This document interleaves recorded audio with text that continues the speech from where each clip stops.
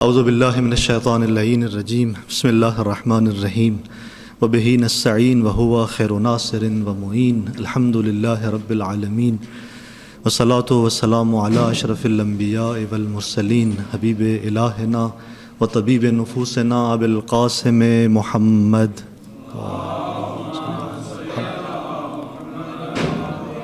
وعلی آلہ الطیبین الطاہرین المعصومین سیما بقیت اللہ فی الارضین روحی وارواح العالمین لتراب مقدمہ الفدا اما بعد فقد قال اللہ تبارک وتعالی فی کلامہ المجید وجاءوا علی قمیصہ بدم کذب قال بل سولت لکم انفسکم. درود پر محمد وآلہ.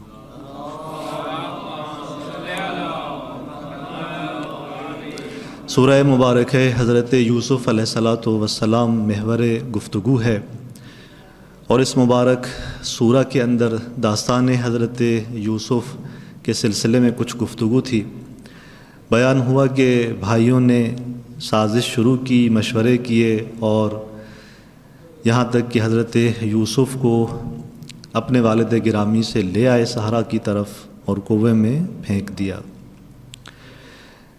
18 نمبر آیت کے اندر گفتگو تھی کہ وَجَاءُوا عَلَىٰ قَمِيصِهِ بِدَمٍ كَذِبٍ.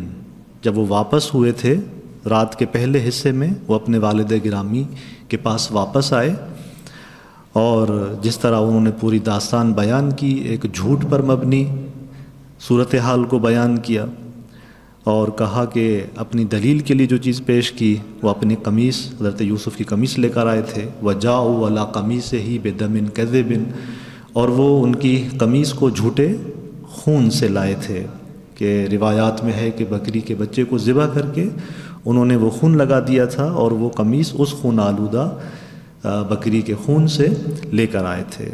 تو یہاں پر جب پوری داستان بیان کی جناب یعقوب کے آگے، تو کیا ارشاد فرمایا جناب یعقوب نے؟ کہا قَالَ بَلْ سَوَّلَتْ لَكُمْ أَنفُسُكُمْ، جو تم کہہ رہے ہو وہ ٹھیک نہیں ہے، جھوٹ ہے. تمہارے نفسوں نے تمہارے لیے اس کام کو زینت بنا دیا ہے. وہ گناہ جو تو نے انجام دیا ہے، تمہارے نفسوں نے اس کو زینت بنا دیا ہے. اسی آیے کریمہ سے کہ جہاں پہ اس جملے کے اندر آیا کہ سولت، یہ سولت کا لفظ جو ہے، اسی سے فائدہ اٹھاتے ہوئے ہمارے علماء اخلاق نے نفس کے جب مراحل کو بیان کیا، تو وہاں پر ایک مرحلہ نفس مسولہ کا بیان کیا کہ یہ بل سولت لکم انفسکم کیا ہے؟ درواقع انسان کے اندر کی ایک ایسی حالت ہے جو نفسانی حالت ہے، نفس کی ایک حالت ہے. وہ کیسی حالت ہے؟ تسویل کی حالت ہے. یعنی کیا مطلب؟ یعنی اس حالت میں وہ نفس انسانی اس کے لیے گناہوں کو اچھا بنا کر پیش کرتا ہے. یہ وہ والی کیفیت ہے کہ جہاں پر انسان کے گناہوں کو زینت ملتی ہے اور لباس زینت پہنایا جاتا ہے، اور اس لباس زینت کے ساتھ وہ نفس اس کے لیے اس کے گناہوں کو بیان کر رہا ہوتا ہے، پیش کر رہا ہوتا ہے. میں نے پیچھے عرض کیا تھا کہ نفس کی ان حالات میں ایک مرتبہ نفس مسولہ ہوتا ہے، اور یہاں پر شیطان پیچھے بیٹھا ہوتا ہے. یہاں شیطان اٹھ کے سامنے نہیں آتا، وہ اپنے آپ کو یہاں پر پیچھے رکھتا ہے. کیوں؟ اس لیے کہ ابھی پہلا مرحلہ ہے. اس پہلے مرحلے میں وہ چاہتا ہے کہ اس انسان کے گناہوں کو لباس زینت دے کر سنوار دے، تاکہ اس کو گمراہ کرے. کیونکہ اگر ظاہری طور پہ اس کو وہ گناہ سامنے لے آئے گا بغیر لباس زینت کے، تو چونکہ پہلا مرتبہ ہے، انسان ممکن ہے پیچھے ہٹ جائے، ممکن ہے اس گناہ کو انجام نہ دے، اس کا نفس اسے ملامت کرنے لگے. لیکن یہاں پہ وہ شیطان پیچھے بیٹھا ہوتا ہے اور یہ کام کر رہا ہوتا ہے کہ انسان کا نفس اس کے لیے اس کے گناہ کو اچھا بنا کر پیش کرے. یہ ایک مرحلہ تھا جو ہم نے پیچھے بیان کیا تھا. اسی صورتحال میں آپ دیکھیں، جب یہ تکرار زیادہ ہوتا ہے، ایک مرتبہ نہیں، 2 بار 3 بار 4 بار، جب انسان اس مرحلے میں زیادہ رکا اور چند بار اس اپنے نفس کے دھوکے میں آیا، تو کیا ہوتا ہے؟ پھر وہ دوسرے وادی میں اترتا ہے کہ جہاں پر اب ضروری نہیں ہے کہ اس کے آگے گناہ کو پردہ، زینت کا کوئی پردہ ڈال دیا جائے، اس پہ کوئی زینت کا لباس چڑھایا جائے. نہیں، اب یہ انسان اس موقعیت میں آ جاتا ہے کہ اب اس گناہ کی آلودگی اس کو بری نہیں لگتی. پھر انسان کا نفس اسے حکم دے رہا ہوتا ہے کہ اب وہ گناہ کی طرف جائے. پھر وہاں پر شیطان بھی اٹھ کے کھڑا ہو جاتا ہے، چونکہ وہ دیکھ رہا ہوتا ہے کہ اب یہ کامل میری طرف آ چکا ہے. تو یوں آہستہ آہستہ انسان کو گناہوں کی طرف دھکیلتا ہے. پہلے مرحلے میں وہی نفس مسولہ، پھر نفس امارہ. یہاں پر ایک اور حالت انسان کے نفس کے اندر ہوتی ہے، وہ ملامت کی حالت ہوتی ہے. کبھی کبھار وہ بیدار ہو جاتی ہے، لیکن یہ کب ہوتی ہے؟ جب انسان نفس مسولہ کے مرحلے میں ہوتا ہے. وہاں پر انسان کبھی کبھی اپنے آپ کو ملامت کرنے لگتا ہے اور پیچھے ہٹ جاتا ہے، پھر دوبارہ اس نفس کے دھوکے میں آ جاتا ہے. تو یہاں پر سوال یہ ہے کہ یہ نفس مسولہ بہت خطرناک ہے، کیسے بچا جائے اس سے؟ نفس مسولہ کی خطرناکی میں نے پہلے بھی بیان کی تھی کہ اتنا خطرناک ہے کہ نہ فقط انسان کو گناہان کبیرہ میں اتارتا ہے، بلکہ اس کو اگلے مرحلے میں نفس امارہ کے مرحلے میں اتارتا ہے. اور نفس امارہ کے مرحلے میں جب انسان آتا ہے تو پھر انسان کفر تک چلا جاتا ہے، پھر انسان کی واپسی ممکن نہیں ہے. اگر ممکن ہے تو اسی نفس مسولہ، اسی حالت کے اندر انسان کی واپسی ممکن ہے. یہاں سے انسان کے لیے راہ نجات پھر بھی ہے، اس سے آگے چلا گیا تو پھر راہ نجات اس کے لیے باقی نہیں بچتی. لہٰذا کیا کرے کہ یہاں پر انسان اپنے آپ کو بچائے. اور آپ دیکھیں کہ جناب یعقوب کے یہ بیٹے اس پورے داستان کے اندر آخر تک کیونکہ نفس مسولہ کی اسے مرحلے میں باقی تھے، اس سے آگے نہیں اترے تھے، لہٰذا ان کی نجات ہوئی تھی. ان کی نجات اسی لیے ہوئی تھی کیونکہ وہ آپ نے دیکھا کہ جب وہ آ کے اپنے والد گرامی کے پاس داستان کو سنایا کہ کیا ہوا جناب یوسف کے ساتھ، تو والد نے تو اعتبار نہیں کیا، ان کا جھوٹ سامنے آ گیا. لیکن اس سے پہلے وہ گئے ہیں، وضو کیا ہے، 2 رکعت نماز پڑھی ہے، خدا کی بارگاہ میں آئے ہیں کہ خدایا ہم نے برا کام کر دیا ہے، اس پہ پردہ ڈال دے، کہیں ہمارے والد نبی ہیں سمجھ نہ جائے. تو یعنی متوجہ تھے اپنے گناہ کی طرف، اپنی غلطی کی طرف. پھر جب اپنے والد کو بتایا اور اپنے والد کو جب یہ قصہ بتایا کیا ہوا ہے جناب یوسف کے ساتھ، تو جناب یعقوب گریہ کرنے لگے، اور اس طرح سے گریہ کرنے لگے کہ یہ دوبارہ پشیمانی کسی ایک کو ہوتی ہے. وہ چلا کے ایک بھائی کہتا ہے کہ دیکھا ہم نے اپنے باپ کو جیتے جی مار دیا. دیکھیے یہ جو واپس پلٹ رہے تھے اپنی طرف، ایک مرتبہ گناہ کی طرف آ کر پھر واپس پلٹ رہے تھے، یعنی یہ نفس کی اس حالت میں تھے کہ کبھی کبھار نفس ان کے آگے گناہ پہ پردہ ڈال دیتا تھا زینت کا، اس کو سنوار کے پیش کرتا تھا، پھر یہ گناہ کرنے لگتے تھے، باپ کے آگے جھوٹ بولنا شروع کرتے تھے اور پھر یہ واپس چلے جاتے تھے.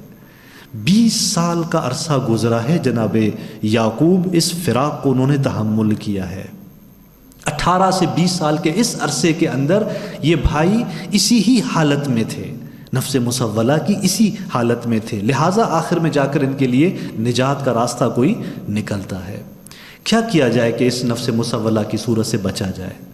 دیکھیں سب سے پہلے تو پروردگار نے خود ہمارے وجود کے اندر ایک نورانیت رکھ دی ہے، وہ پاک فطرت ہمارے وجود کے اندر خدا نے رکھی ہے. لہٰذا کہا تھا کہ فَأَلْهَمَهَا فُجُورَهَا وَتَقْوَاهَا. اس جملے کا کیا مطلب تھا میں نے پہلے بھی عرض کیا تھا، یعنی انسان کے وجود میں خدا نے برائیوں کا، اچھائیوں کا الہام کر دیا ہے. ہم اپنی فطرت سے غافل ہو جاتے ہیں. لہٰذا یہ نفس مسولہ کے مرحلے میں جب انسان کا نفس اسے ملامت کر رہا ہوتا ہے، یہ وہی مرحلہ ہوتا ہے کہ انسان کی اپنی فطرت اسے بیدار کرنے کی کوشش کر رہی ہوتی ہے. تو لہٰذا سب سے پہلے مرحلے میں خدا کی عنایت ہے ہمارے وجود میں، اس کی عنایت سے انسان بچ سکتا ہے، اپنی فطرت کی طرف رجوع کرے، واپس پلٹے تو بچ سکتا ہے. یہ ایک جو ہے وہ راہ ہے جو خدا نے ابتدا میں دی ہوئی ہے. دوسری راہ کیا ہے یہاں پر؟ دوسری راہ یہ ہے کہ انسان اپنے ارادے کو مضبوط کرے. جب تک انسان کا ارادہ مضبوط نہیں ہوگا وہ گناہوں سے بچ نہیں پائے گا. دیکھیں اگر فرض کرتے ہیں کہ ہمیں علم حاصل ہو چکا ہے کہ فلاں چیز گناہ ہے، کبھی ہے، تو ہمارا علم ہمیں تب نجات دے گا جب ہمارا ارادہ بھی قوی ہوگا.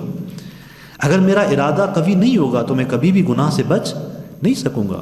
یہی وجہ ہے کہ آپ دیکھیں کہ ہم اپنی نارمل زندگی کے اندر ایک مرتبہ گناہ کرتے ہیں، 2 گھنٹے بعد پھر پشیمان ہوتے ہیں خدا کی بارگاہ میں ہم نے کیا کر دیا، پھر جاتے ہیں نماز پڑھتے ہیں، پھر نماز پڑھنے کے بعد پھر دوبارہ کوئی گناہ ہو جاتا ہے، پھر آگے بڑھتے ہیں، پھر پشیمان ہوتے ہیں، پھر جا کے مغرب کی نماز پڑھتے ہیں. یوں سلسلہ ہمارا چل رہا ہوتا ہے، یوں سلسلہ چل رہا ہوتا ہے کہ یعنی نیکی بھی کر رہے ہوتے ہیں، گناہ بھی ہوتا ہے، پھر ملامت بھی کرتے ہیں اپنے آپ کو، اور چاہتے بھی ہیں کہ ہم اس گناہ سے دور ہو جائیں. یعنی دل بھی چاہتا ہے کہ ہم اس گناہ کی طرف نہ جائیں، لیکن پھر بھی انسان چلا جاتا ہے. کیوں؟ انسان کا ارادہ مضبوط نہیں ہوتا. سب سے پہلا جو کام کرنا ہے وہ یہی ہے کہ انسان اپنے ارادے کو مضبوط کرے، ارادہ مضبوط ہوگا تو وہ انسان گناہوں سے بچ سکتا ہے۔ اور یہ ماہ مبارک رمضان خدا نے اتنی بہت بڑی نعمت ہمیں دی ہے، یہ مبارک مہینہ اسی کام کی ایک بہترین مشق ہے ہمارے لیے، اپنے ارادے کو مضبوط کرنے کی ایک بہترین راہ ہے، مشق ہے، کیونکہ اس مبارک مہینے میں خدا نے ہمیں کہا ہے کہ بھوک و پیاس سے زندگی کرو۔ یہ بھوک و پیاس جو ہم 11 مہینوں کے اندر بھوک و پیاس نہیں کرتے، اپنے بدن کو کھلا رہے ہوتے ہیں، لیکن اس مہینے کے اندر جب ہم روزے رکھتے ہیں تو تھوڑا بہت سخت بھی ہوتا ہے کبھی کبھار، لیکن اس سختی کی ہم مشق کر رہے ہوتے ہیں، اپنے آپ پر تمرین کر رہے ہوتے ہیں، یعنی ایک طرح سے ہم اپنے نفس کی نہیں سنتے، ہم اپنے اس نفسانی خواہشات کی نہیں سن رہے ہوتے، ایک طرح سے اس کو سائیڈ کر رہے ہوتے ہیں۔ یہ کیا ہے؟ یہ ایک طرح سے مشق ہے، یعنی ارادے کی مضبوطی کی مشق ہے کہ جب ہم یہاں اس ماہ مبارک رمضان میں اس طرح مشق کر رہے ہوتے ہیں تو یہ پوری زندگی میں باقی مہینوں کے اندر بھی ہماری اس طرح کی مشق رہے کہ اپنے خواہشات نفسانی میں جو دیگر ہماری خواہشات ہوتی ہیں ان کے آگے ہم کھڑے رہیں۔ لہذا بزرگان کہتے ہیں کہ ایسا نہیں ہے کہ ایک دفعہ ایک ہی مرتبے میں ہمارا ارادہ مضبوط ہو جائے گا، نہیں، بلکہ چھوٹی چھوٹی چیزوں سے شروع کرنا ہوتا ہے، آہستہ آہستہ شروع کرنا ہوتا ہے۔ مثال دیتے ہیں، مثال کے طور پر ایک انسان اگر فرض کرتے ہیں 40 لقموں میں ایک غذا پوری کرتا ہے اپنی، اب یہ چاہتا ہے کہ میں اپنی غذا کو کم کروں تو کیسے کرے گا؟ ایک دفعے میں 40 لقمے تو ختم نہیں کرے گا، ایک دن ایک لقمہ ختم کرے گا، اگلے دن پھر ایک اور لقمہ ختم کرے گا، یوں اپنی غذا کو نارمل حالت میں لے آئے گا، کم حالت میں لے آئے گا۔ یہ تمرین ہوتی ہے، مشق ہوتی ہے۔ تو لہٰذا انسان اپنے روزمرہ کی زندگی میں خواہشات نفسانی کے سامنے اس طرح سے تمرین کرے، ایک کم سے کم ایک دن جو ہے وہ خدا کی بارگاہ میں آئے اور کہے کہ خدایا میرے وجود کے اندر اگر یہ گناہ بہت زیادہ ہوتا ہے تو میں آج تیری بارگاہ میں قسم اٹھاتا ہوں کہ آج کے بعد کم سے کم یہ گناہ نہیں کروں گا۔ ایک گناہ کے مقابلے میں انسان اپنے آپ کو کم سے کم مضبوط کرنا شروع کرے، یہ ایک مشق ہے، یہ ایک تمرین ہے۔ اگر یہ تمرین انسان کرتا ہے تو گناہوں سے بچ سکتا ہے۔ تیسرا راستہ کیا ہے؟ تیسرا راستہ توسل ہے کہ آپ آئیں بارگاہ الہی میں، خود خداوند متعال سے مدد لیں، اہم اطہار کی بارگاہ میں آئیں، خود اہم اطہار سے مدد لیں۔ میں نے عرض کیا تھا، بیچ میں ایک روایت میں نے پیش کی تھی کہ ایک شخص جو کہتا ہے، امام کی بارگاہ میں آتا ہے، کہتا ہے کہ مولا شیطان کبھی مجھ پر حاوی ہو جاتا ہے۔ امام نے کہا تم کیا کرتے ہو؟ اس نے کہا مولا میں آپ کی محبت کو یاد کرتا ہوں، جب آپ کی محبت کو یاد کرتا ہوں تو میں اس گناہ سے دور ہو جاتا ہوں۔ تو لہٰذا اگر فرض کرتے ہیں انسان کبھی گناہ کی وادی میں اترتا ہے اور وہیں پر امام حسین کی محبت کو ذہن میں لائے اور اپنے امام سے توسل کرے، وہیں وہ اپنی آنکھیں بند کر دے گا، وہیں وہ اپنے آپ کو روک لے گا۔ تو یہ کیا ہے؟ توسل ہے۔ تو بس انسان بارگاہ الہی میں آئے، توسل کرے، اور یہ توسل انسان کو بچا سکتا ہے۔ صدق کے دل سے آ کے خدا کی بارگاہ میں کہے خدایا میں اس برے کام سے بچنا چاہتا ہوں، وہ ذات انسان کے وجود میں ایک نورانیت عطا کر دے گی کہ جس نورانیت سے انسان آسانی سے بچ جائے گا۔ تو لہٰذا یہ ہے، ویسے میں نے شروع میں بھی عرض کیا تھا کہ 2 ہدایتیں ہیں خدا کی، ایک ہدایت پہ ہم چلنا شروع کریں، دوسری ہدایت ہمیں خدا نصیب کرتا ہے، وہ دوسری ہدایت بونس ہے، وہ جب آتی ہے تو انسان کا وجود نورانی ہو جاتا ہے۔ جب انسان کا وجود نورانی ہوتا ہے تو پھر اسی بندگی کے راستے میں نیکیاں کرنا آسان ہو جاتی ہیں۔ کل کو میں خمس نہیں دے پا رہا تھا، آج آرام سے خمس دے رہا ہوں۔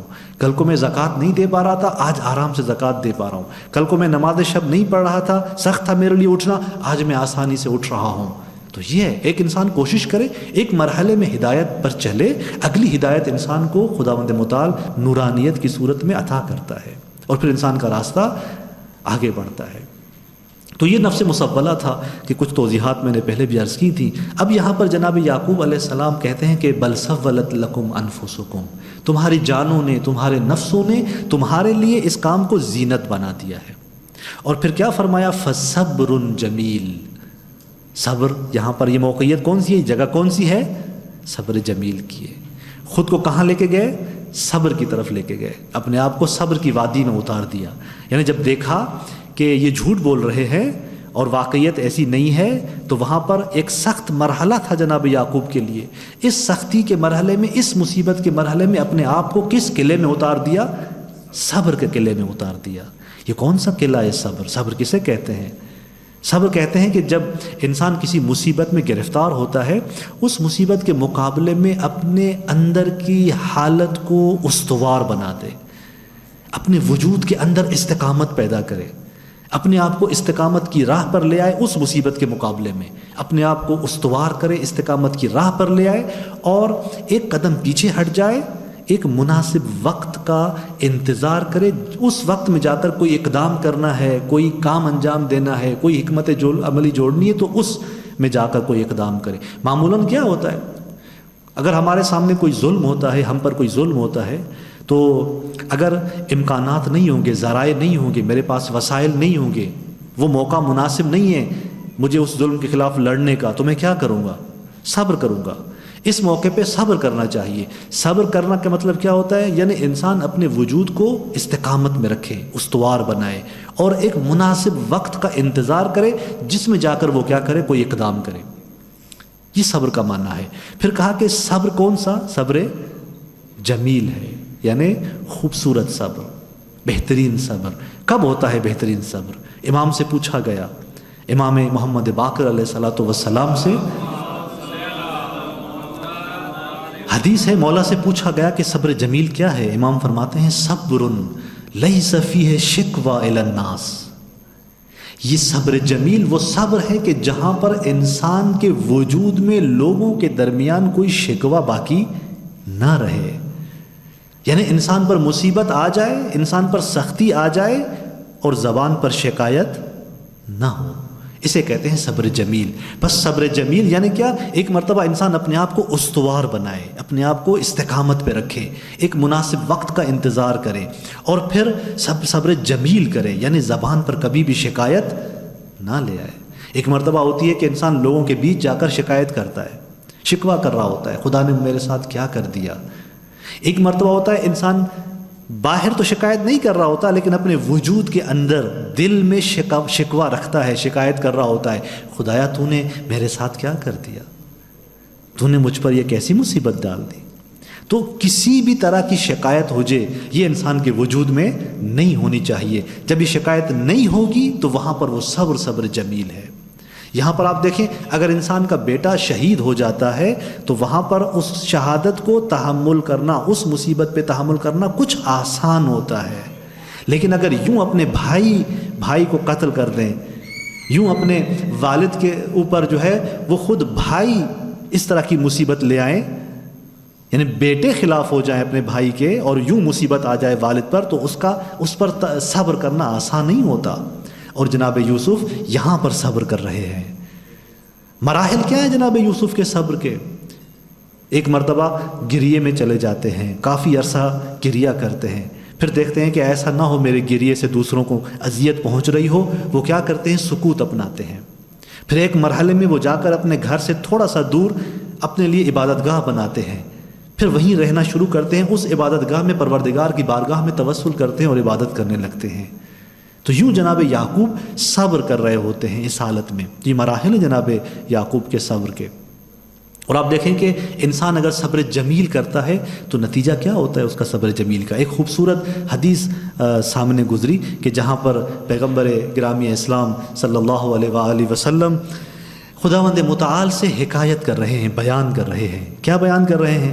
کہتے ہیں کہ اذا وجہت الی عبد من عبیدی مصیبتا، خدا کہہ رہا ہے کہ جب میں اپنے بندے کی طرف کسی مصیبت کو متوجہ کرتا ہوں، کوئی سختی متوجہ کرتا ہوں، کہاں پر؟ فی بدن ہی، یا اس کے بدن میں، جسم میں، او مال ہی، یا اس کے مال میں، او ولد ہی، یا اس کے بچے میں، بیٹا بیمار کر دیتا ہے یا بچہ لے لیتا ہے، کوئی اس طرح کی مصیبت اگر بھیج دیتا ہوں، ثم استقبل ذلک بصبر جمیل، پھر وہ عبد کیا کرتا ہے؟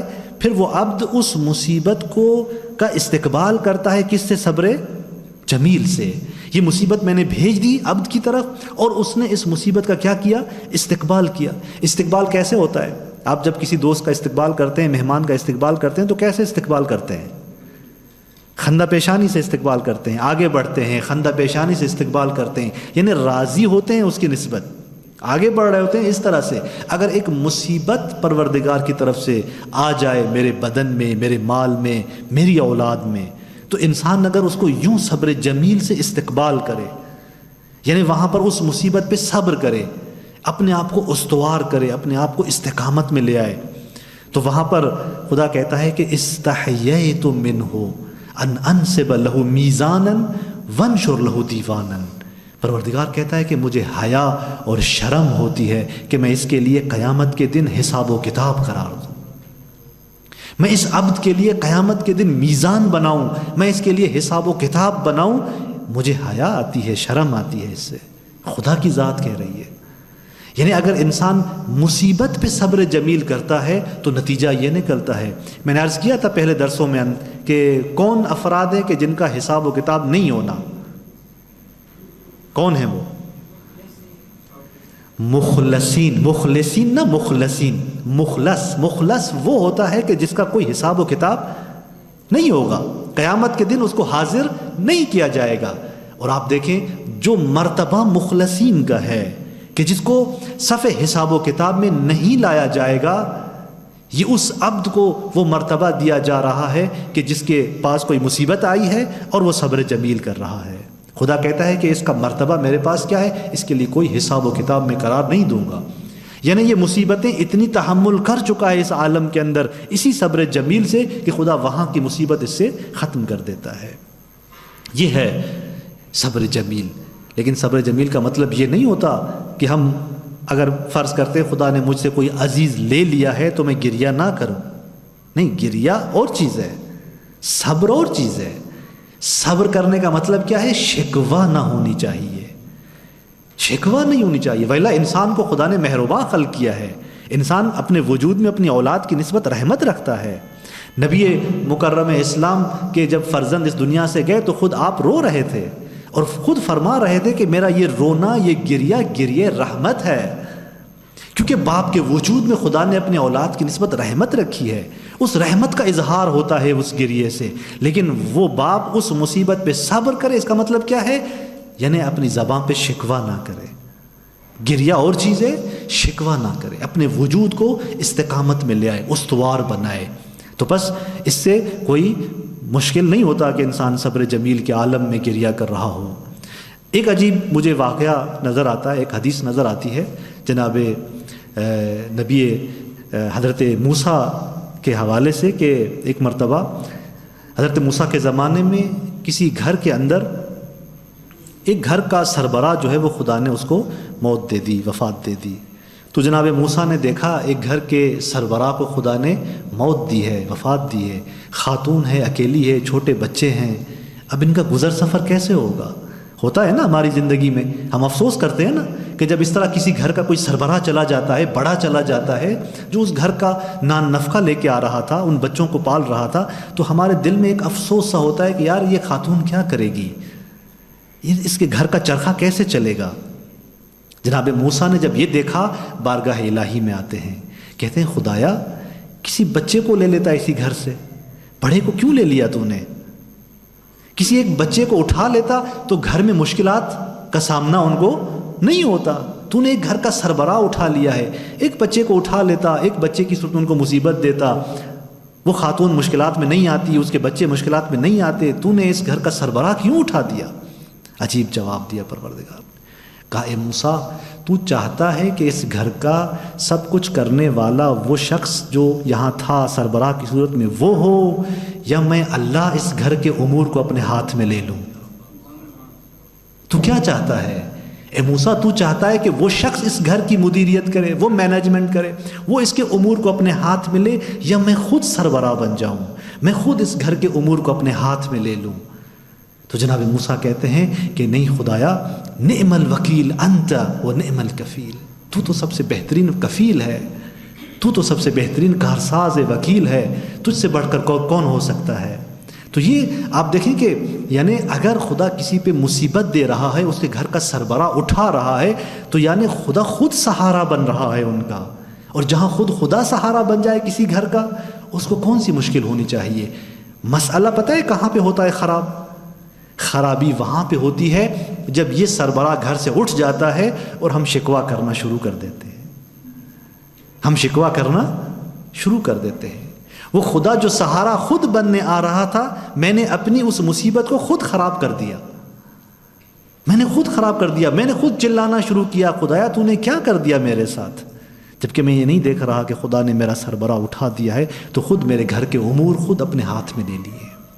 تو یہ ہوتا ہے انسان متوجہ نہیں ہوتا، انسان غافل ہوتا ہے ان چیزوں سے.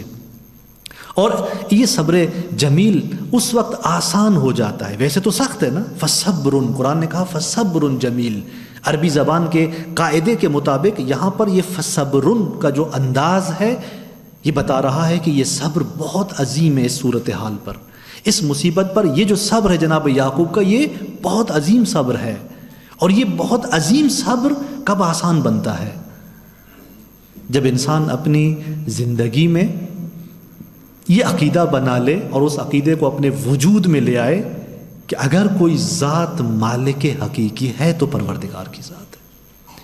اگر یہ پروردگار کی ذات مالک حقیقی ہے، یہ تصور میرے وجود میں آ جائے، میرے اعمال میں آ جائے، تو کبھی بھی کوئی چیز مجھ سے چلی جائے مجھے کوئی دکھ نہیں ہونا چاہیے، مجھے کبھی شکوہ نہیں ہوگی. کیوں؟ اس لیے کہ وہ ذات مالک ہے، دیا بھی اسی نے تھا، لیا بھی اسی نے ہے، میرا تو کچھ نہیں ہے. میرے وجود تک اس نے دیا تھا، اس کے بعد جتنی نعمتیں ہیں وہ اس نے دی ہیں، وہی مالک حقیقی ہے. ہاں، ہم روزمرہ کی زندگی میں فقہی اعتبار سے ہم کہتے ہیں کہ اب فلاں شخص اس چیز کا مالک ہو گیا، اب یہ اس کے اختیار میں ہے، اس نے وہ چیز خرید لی، اب یہ مالک بن گیا. یہ فقہی اعتبار سے، شرعی اعتبار سے خدا نے ہمیں ایک جواز دیا ہوا ہے کہ جب آپ ایک چیز کو خرید لیتے ہیں تو آپ مالک بن جاتے ہیں. دوسرا انسان اب اس کے اندر کوئی تصرف نہیں کر سکتا، اس کا کنٹرول، اس کا سلطہ اب اس پر نہیں ہے. تو مالک ہے. یہ آپ کی ظاہری زندگی کے اندر خدا نے قانون رکھا ہے تاکہ ہماری زندگی کا نظام چل سکے. لیکن حقیقت میں مالک کون ہے؟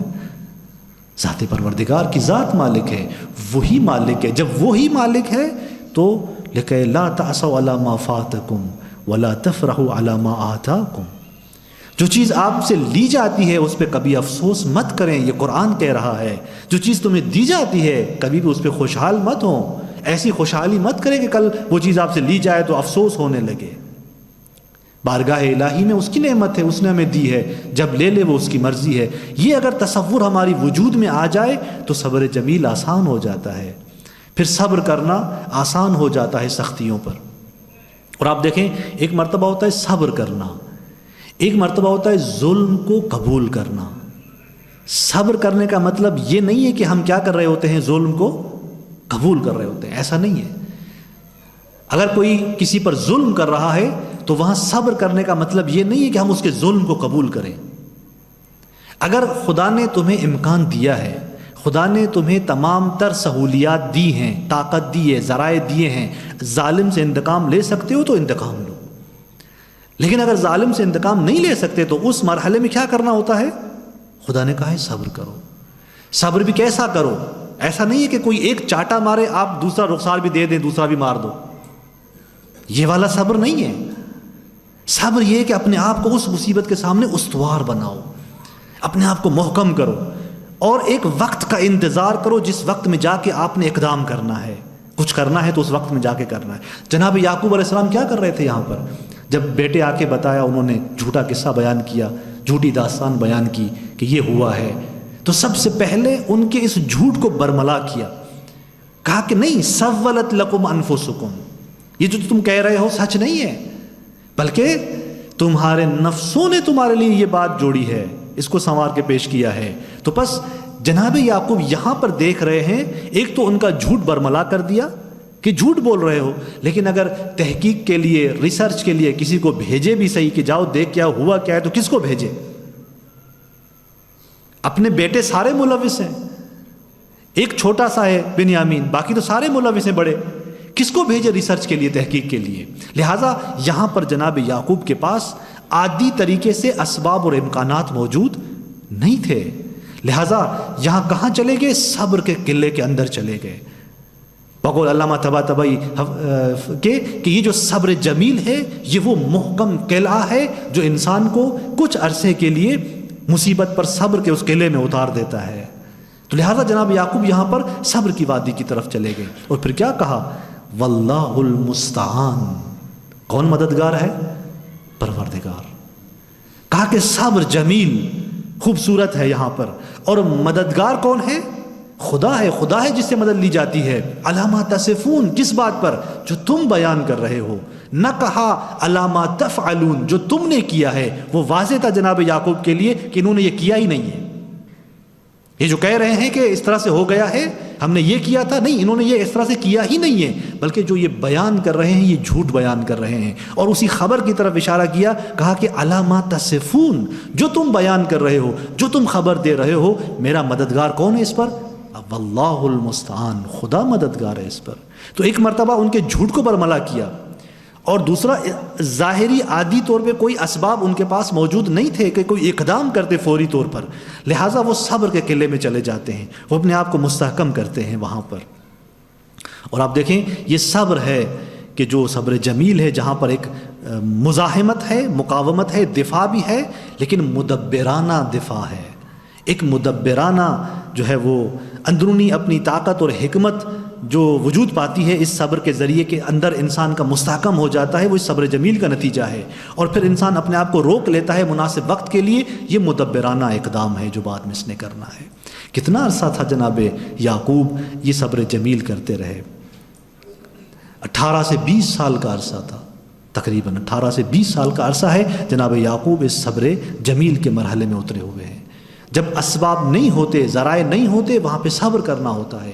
نبی مکرم کے زمانے میں بھی کچھ لوگ آئے تھے، کہا کہ اقدام کرتے ہیں، قیام کرتے ہیں ظلم کے خلاف، ان مشرکوں کے خلاف. پیغمبر نے کہا نہیں، کفوا ایدیکم، اپنے ہاتھوں کو روک لو، ابھی ہمارے پاس اس طرح کے اسباب نہیں ہیں، ابھی ہم اقدام نہیں کر سکتے، ابھی صبر کرنا ہے. واقیم الصلاۃ، نماز قائم کرو، اپنی صفوں کو مضبوط کرو، نماز قائم کرو. لہٰذا پیغمبر نے دستور دیا اپنے آپ کو مستحکم کرو، صبر کی وادی میں اتر جاؤ، اور جہاں پر اقدام کا مرحلہ ہوگا وہاں پر اقدام کریں گے. تو یہ سنت الہی، یہ پیغام قرآنی ہے کہ مصیبت اگر آ جائے، اگر وہ مصیبت ذات الہی کی طرف سے ہے تو انسان نے صبر کرنا ہے. اگر کوئی ظالم کوئی ظلم کر رہا ہے کسی پر، اگر وسائل نہیں ہیں، اسباب نہیں ہیں، تو پیغام قرآنی کیا ہے؟ انسان کو کیا کرنا ہے؟ صبر کرنا ہے، اور مدبرانہ حکمت کے ساتھ اقدام کرنا ہے جب مناسب وقت ہو. ایک عجیب یہاں پر پیغام اور ملتا ہے ہمیں اسی فصبر جمیل واللہ المستعان کے جملے کے اندر، کہ جناب یعقوب علیہ الصلاۃ والسلام کی نگاہ توحیدی کو دیکھیں کہ نگاہ توحیدی جناب یعقوب کی کیسی ہے. کہا کہ فصبر جمیل، یعنی صبر یہاں خوبصورت ہے، جمیل ہے. نہیں کہا کہ میں یہاں پہ صبر کروں گا، حتیٰ اس صبر کو بھی اپنی طرف نسبت نہیں دی.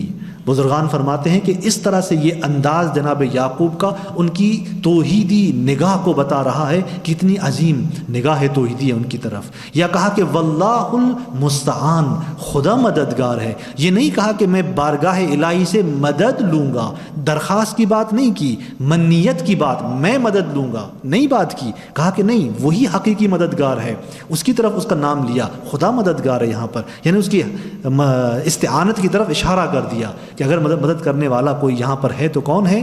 ذات پروردگار ہے. اپنے آپ کو یہاں پر ذکر نہیں کر رہے، یہ اپنے آپ کو یہاں پر ذکر نہ کرنا یہ خود بتا رہا ہے کہ توحیدی اعتبار سے کس عظیم مقام پر فائز ہے. یہ مقام نبوت ہے.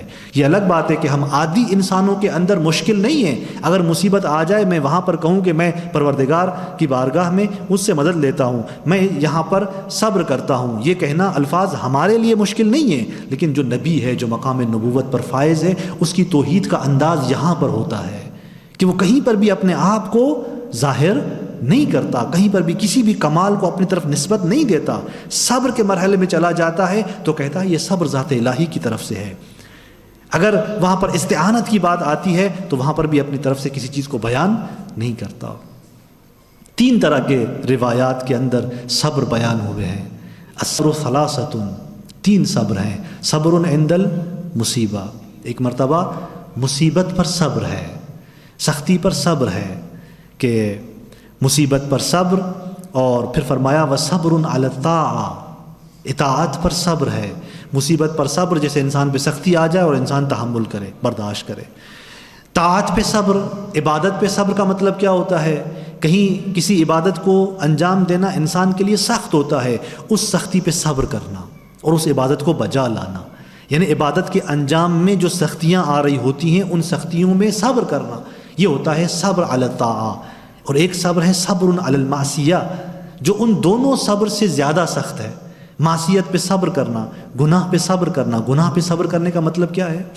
کہ جب انسان کے پاس سارے اسباب مہیا ہوں گناہ میں اترنے کے، سارے اسباب اور وسائل مہیا ہیں، اور یہ انسان آرامی سے گناہ میں اتر سکتا ہے، فقط اٹھنے کی دیر ہے، ارادے کرنے کی دیر ہے، وہاں پر انسان اس گناہ میں نہ اترے اور صبر کرے، اپنے آپ پر اس تمام چیزوں سے اپنے آپ کو دور کرے۔ اور یہ جو صبر ہے اس کو کہتے ہیں یہ صبر معصیت پر صبر ہے، اور یہ ان دونوں سے سخت ترین مرحلہ ہوتا ہے۔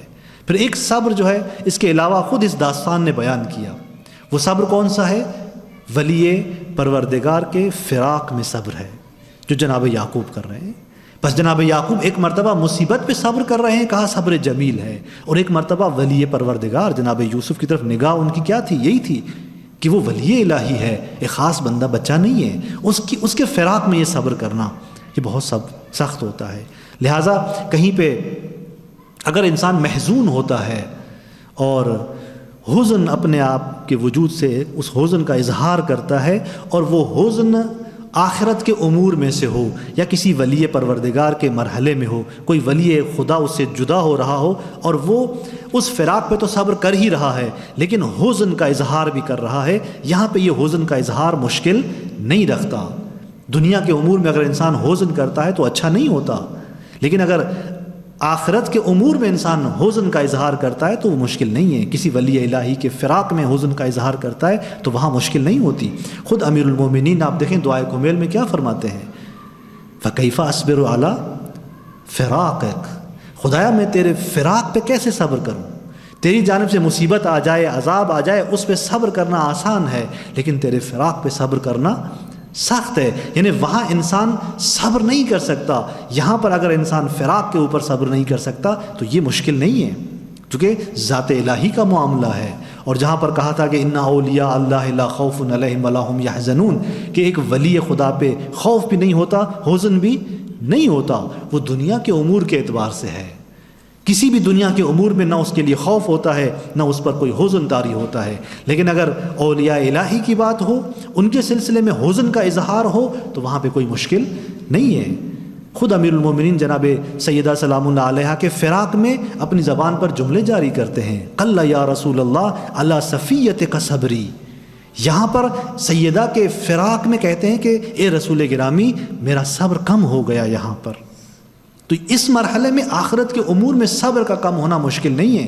خود انبیاء کو دیکھیں آپ، پروردگار کے فراق میں کتنا گریہ کرتے ہیں، اور جناب یعقوب اگر یہاں پر نالاں بھی ہیں، گریہ بھی کر رہے ہیں تو ان کا گریہ، ان کا اظہار حزن اسی اعتبار سے ہے کہ وہ ایک ولی خدا کو کھو رہے ہیں، ایک ولی پروردگار کو اپنے وجود سے جدا ہوا دیکھتے ہیں، تبھی جا کر وہ یہ گریہ کرتے ہیں۔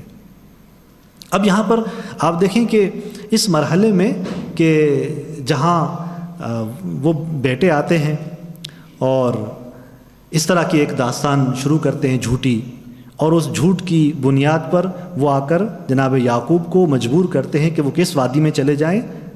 صبر کی وادی میں چلے جائیں۔ اور یہ صبر کی وادی کیسی وادی تھی کہ جہاں پر انسان نے ایک قدم پیچھے ہٹنا ہے۔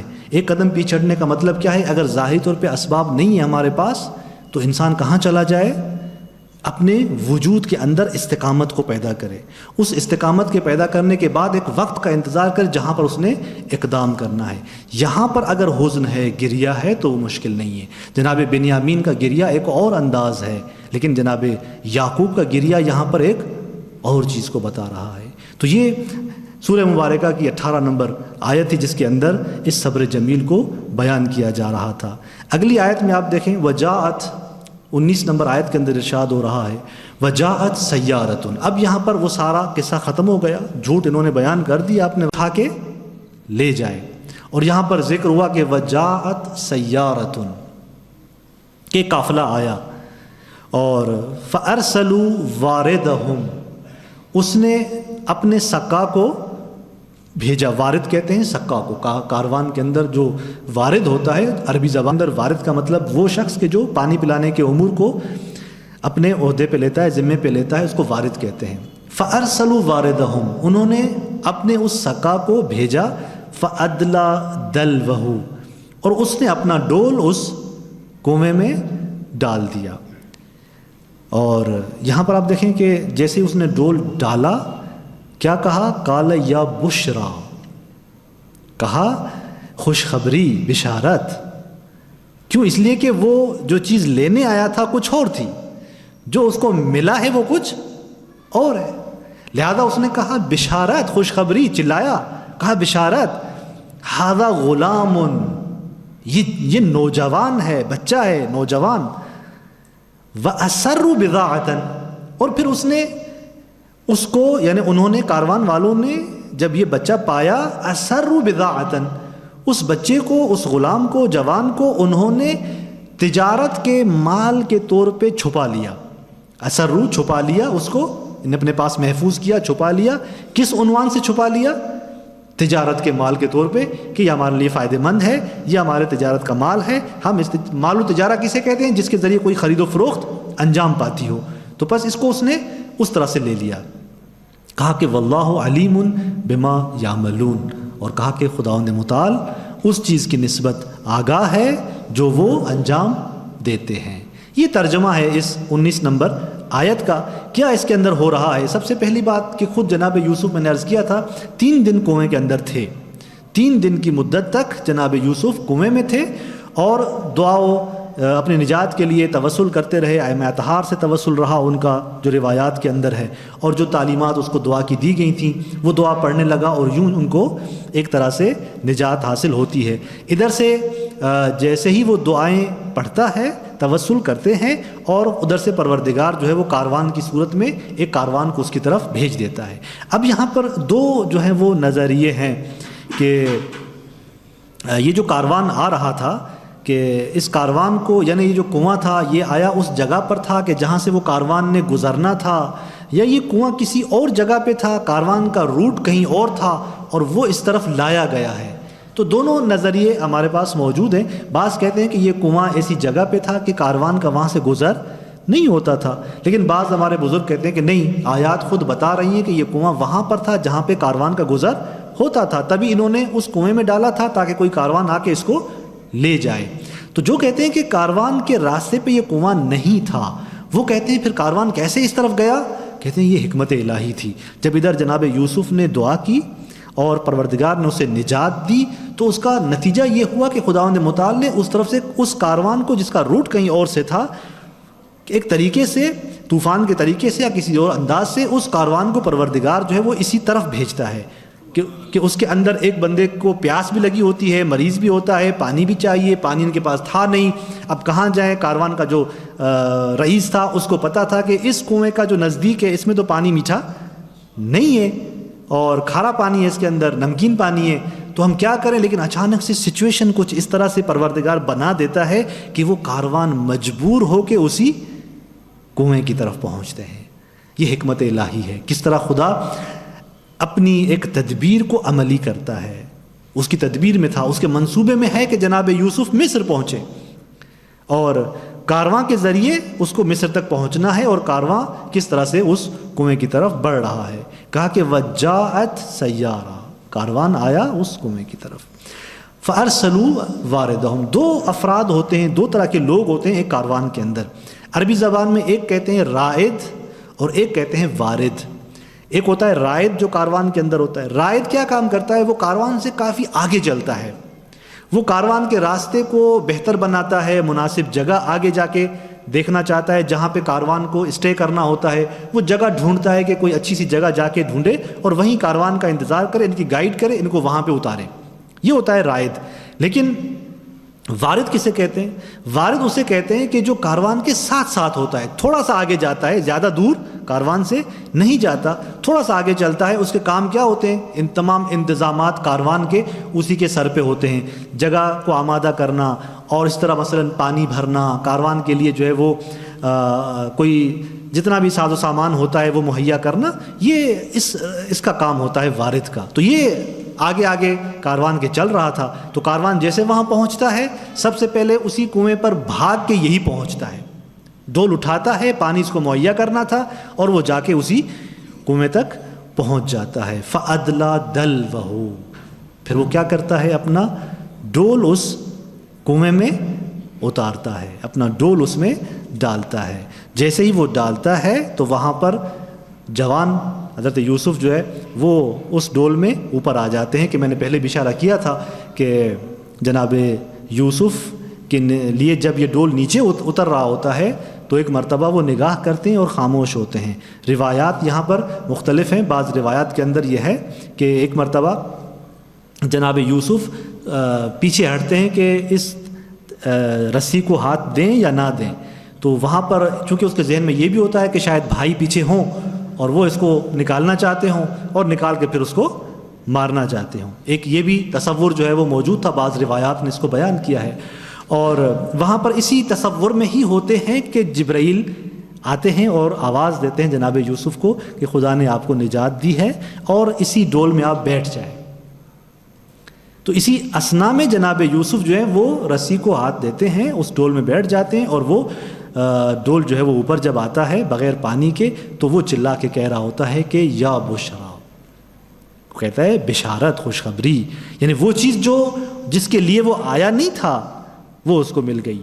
اور یہاں پر جناب یوسف کے لیے بشارت ہے یا مصیبت ہے؟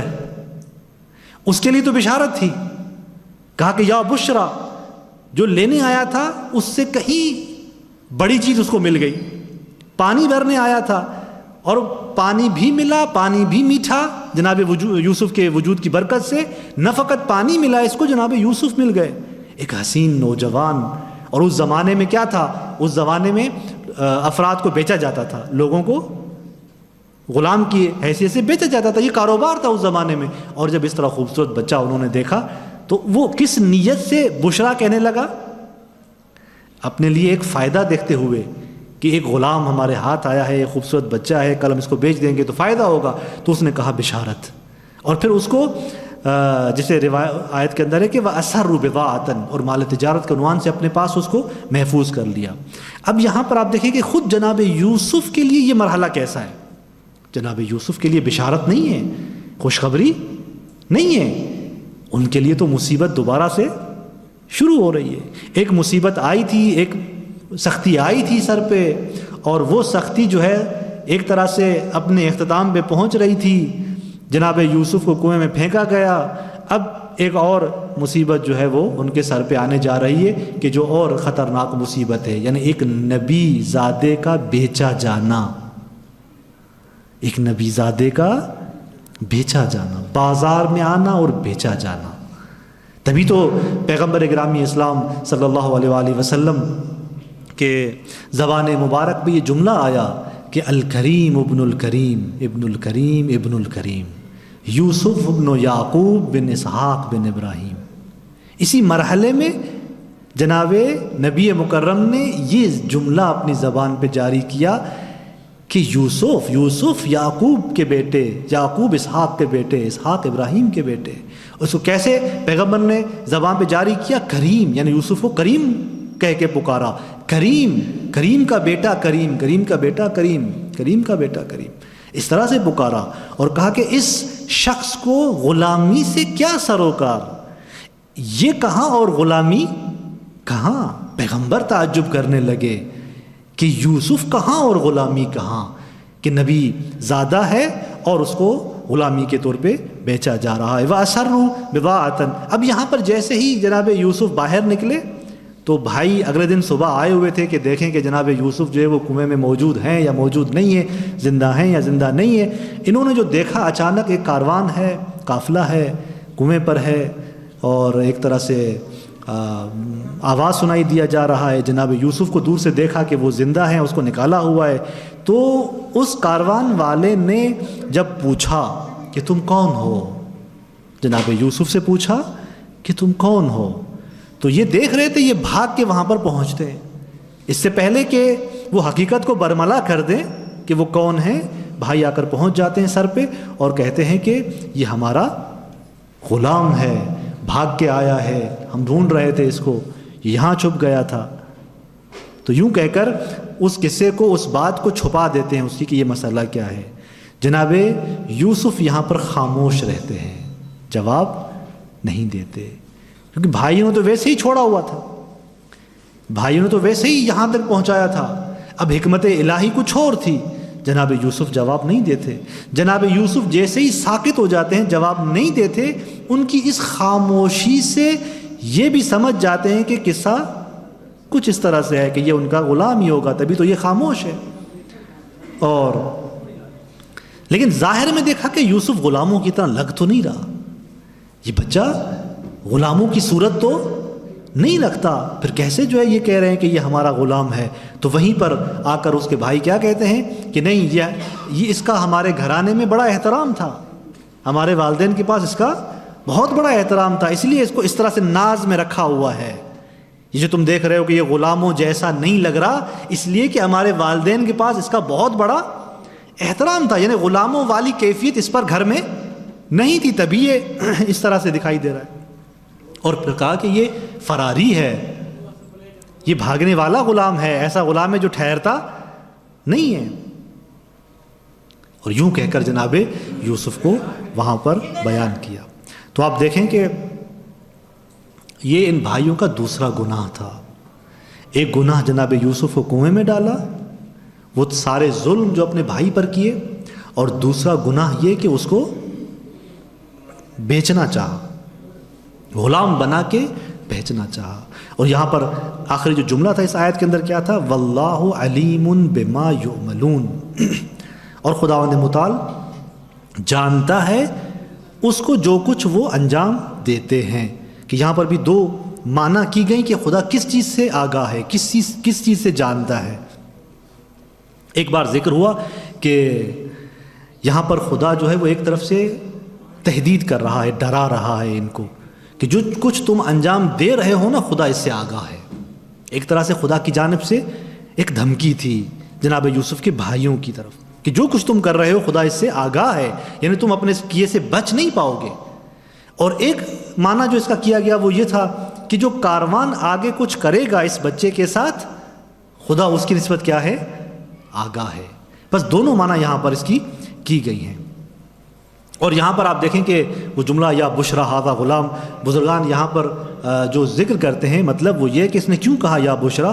دیکھیں یہ یہاں سے درس بھی ہے ہمارے لیے کہ وہ آیا تھا پانی لینے کے لیے، لیکن اس نے جو ہے وہ ایک غلام ڈھونڈ لیا، ایک غلام پا لیا، پانی کی جگہ پہ غلام پا لیا۔ اس زمانے میں غلام خرید و فروخت ہوتے تھے، لہذا کہا یا بشرا، اے بشارت۔ اور اس طرح سے بزرگان کہتے ہیں کہ خدا کی بعض نعمتیں ایسی ہوتی ہیں کہ جو ہم طلب نہیں کرتے ہم تک نعمت پہنچ جاتی ہے۔ کچھ نعمتیں ایسی ہوتی ہیں ہم اس کی طلب میں نہیں ہوتے، ہم اس کے پیچھے نہیں ہوتے، اور وہ نعمت ہم تک آ جاتی ہے۔ یہ کیا ہوتا ہے؟ یہ ہدیہ الہی ہوتا ہے، یہ خدا کی طرف سے اضافی نعمت ہوتی ہے انسان پر۔ آپ دیکھیں جناب موسیٰ کیا لینے گئے تھے؟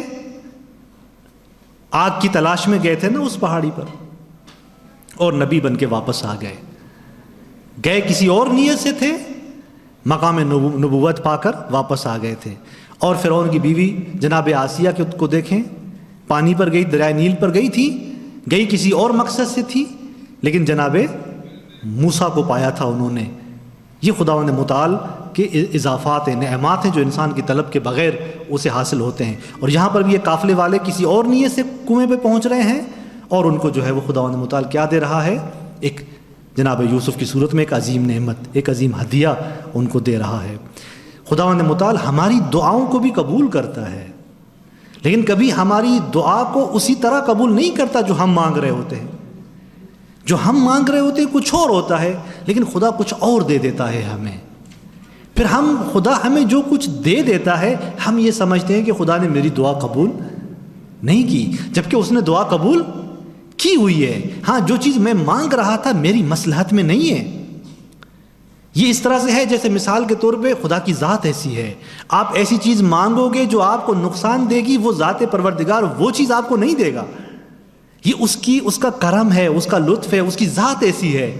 اگر میرے جیسا انسان کوئی مجھ سے کہے کہ مولانا مجھے فلاں چیز دے دو، میں دیکھ رہا ہوں کہ یار یہ تو اس کو نقصان دے گی، پھر بھی میں دے دیتا ہوں، یہ میں انسان ہوں ایسا کرتا ہوں، وہ ذات ایسا نہیں، وہ جن صفات کی مالکہ ہے وہ ایسا نہیں کرتی۔ اس کی مثال دیتے ہیں بزرگان کہ مثلا ایک حکیم انسان ہو، دیوار کے اس طرف سے موجود ہے، بیٹھا ہوا ہے، اور آپ یہاں سے اس کے اوپر فرض کرتے ہیں کہ آگ پھینک دیں، کوئی پتھر پھینک دیں، وہ انسان حکیم ہے، وہ صفات اعلیٰ کا مالک ہے، کیا وہ وہیں سے دوبارہ آگ اٹھا کے آپ کی طرف پھینکے گا؟ وہ آگ اٹھا کے نہیں پھینکے گا آپ کی طرف۔ یعنی انسان اپنی صفات کے مطابق چلتا ہے۔ ذات پروردگار کی تو کوئی صفت ایسی نہیں ہے کہ جس کے اندر آپ کہیں کہ کمال نہیں، سراپا کمال ہے۔ لہذا وہ عالم ہے، سراپا کمال ہے، اس سے کوئی چیز آپ مانگتے ہیں تو وہ حکیم ہے۔ جہاں وہ قادر ہے وہاں پر وہ حکیم بھی ہے۔ میں کہتا ہوں خدا نے مجھے کیوں نہیں دیا، کیا اس پہ قادر نہیں تھا؟ کیا نہیں، قادر ہے، ساتھ ساتھ کیا ہے؟ حکیم ہے۔ ہم خدا کو قادر تو دیکھتے ہیں، اسے حکیم نہیں دیکھتے۔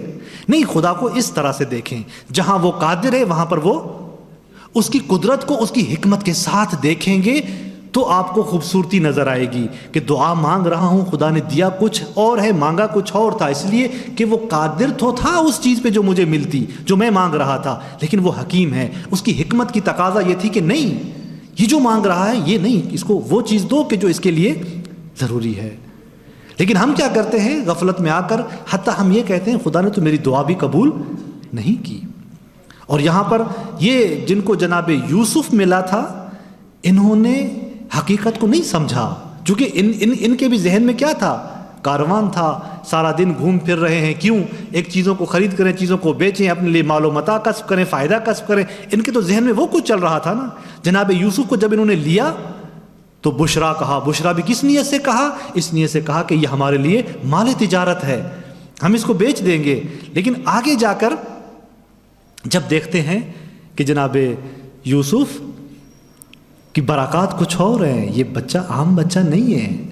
پہلے انہوں نے ایک ایسی سواری پہ بٹھا دیا، ایک بد اخلاق جو ان کا وہ تھا، اس کے اندر غلام تھا ان کا، اس کو مسلط کر دیا جناب یوسف پر، بد اخلاق شخص کو مسلط کر دیا۔ کیوں؟ بھائیوں نے کہا ہوا تھا کہ یہ بھاگنے والا ہے، بھائیوں نے کہا تھا کہ نہیں یہ غلام ہے لیکن فراری ہے، خیال کیجئے گا۔ اور ایک بزرگوار آیت اللہ لکھتے ہیں کہ شاید کہہ کے کہتے ہیں کہ آیت اللہ عابدینی کہتے ہیں کہ شاید بھائیوں نے بعید نہیں ہے یہ بھی کہہ دیا ہو کہ یہ چوری کرتا ہے، ایسے بھی کہہ دیا ہو۔ اور اس وجہ سے جو پہلا سلوک رکھا کاروان والوں نے جناب یوسف سے وہ اچھا نہیں تھا، لیکن آگے جا کے آپ نے دیکھا کہ سلوک چینج ہوتا چلا گیا، جناب یوسف کی برکات کو دیکھنے لگے وہ۔ اور یہاں پر بس ایک طرف سے جناب یعقوب کا امتحان شروع ہو گیا کہ وہ اس فراق پہ صبر کرنا انہوں نے شروع کر دیا۔ اور یہاں پر آپ دیکھیں کہ خود کنعان سے مصر تک کا فاصلہ کتنا ہے، تاریخ کے اندر ذکر ہوا ہے کہ 12 سے 17 دن کا فاصلہ تھا۔ اس زمانے میں کنعان سے مصر تک اگر کوئی جاتا تو 12 یا 17 دن کا فاصلہ تھا۔ اتنے دنوں کے فاصلے کی جگہ تھی جہاں پہ جناب یوسف چلے گئے تھے، اور 20 سال کا عرصہ، 18 سال کا عرصہ گزر گیا جناب یعقوب کو فراق میں۔ کیوں؟ حکمت الہی یہ تھی۔ یہ تو پتہ تھا جناب یعقوب کو کہ جناب یوسف زندہ ہیں، لیکن حکمت الہی یہ تھی کہ نہیں، یہ اس فراق میں رہیں، وہی فراق یہ کریں تاکہ یہ ایک کمال تک پہنچیں۔ ادھر جناب یوسف کو معلوم تھا کہ کنعان کہاں پر ہے۔ جب کاروان والے لے کے جا رہے تھے تب بھی جناب یوسف نے سکوت اختیار کیا تھا، چونکہ حکمت الہی کچھ اور تھی۔ امر الہی پہ رضا، راضی پہ امر الہی۔ مقام نبوت دیکھیں، مقام ولایت دیکھیں، کس قدر وہ امر الہی پہ راضی ہوتا ہے۔ زبان پہ کچھ نہیں لا رہا، مصیبتوں کو برداشت کر رہا ہے کہ میرے ساتھ کیا ہونا ہے۔ پتہ ہے جناب یوسف وہ کاروان مجھے لے کے جا رہا ہے، مجھے بیچ دیں گے، ایک گھر میں ہوں گا، پھر اس گھر والے دوسرے آگے بیچ دیں گے۔ اب تو یہی ہوتا ہے، غلام تو یہی ہوتا ہے نا، ایک گھر کے بعد دوسرا گھر، دوسرے گھر کے بعد تیسرا گھر، یوں بیچا چلا جائے گا۔ لیکن ان ساری مصیبتوں کو تحمل کر رہا ہے، برداشت کر رہا ہے، کیونکہ امر الہی ہے۔ اور ادھر سے جناب یوسف کے بارے میں ہے کہ وہ خبر لیتے تھے، نہ یہ کہ وہ کنعان کی خبر نہیں لیتے تھے، کاروانوں سے وہ کنعان کی خبر لیتے تھے لیکن اپنی خبر نہیں پہنچاتے تھے۔ خبر لیتے تھے، اپنی خبر نہیں پہنچاتے تھے، وإلا وہ اپنے والد تک تو کوئی پیغام پہنچا سکتے تھے، لیکن کیونکہ امر الہی نہیں تھا۔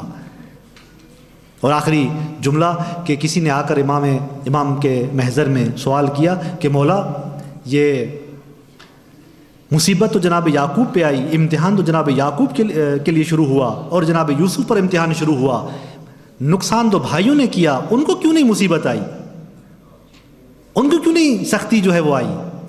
امام معصوم نے کہا کہ لِأَنَّهُمْ لَمْ يَكُونُوا أَهْلًا لَهُ، وہ اس قابل نہیں تھے کہ پروردگار ان پر سختی نازل کرتا، وہ اس قابل نہیں تھے. لہٰذا اگر کسی پر پروردگار سختی نازل کرتا ہے تو اپنے عبد پر سختی نازل کرتا ہے. اگر کسی کو خدا چھوڑ دیتا ہے تو یہ اس کے لیے رسوائی ہے کہ خدا نے چھوڑ دیا ہے اس کو، سختی تک نازل نہیں کی. کیوں؟ اہلیت نہیں رکھتے تھے. پھر امام فرماتے ہیں کہ لا کل بدن یصلح لبلیتہ، کوئی بدن اور جسم اس قابل نہیں ہوتا، ہر بدن اس قابل نہیں ہوتا کہ وہ سختی الہی کو قبول کرے.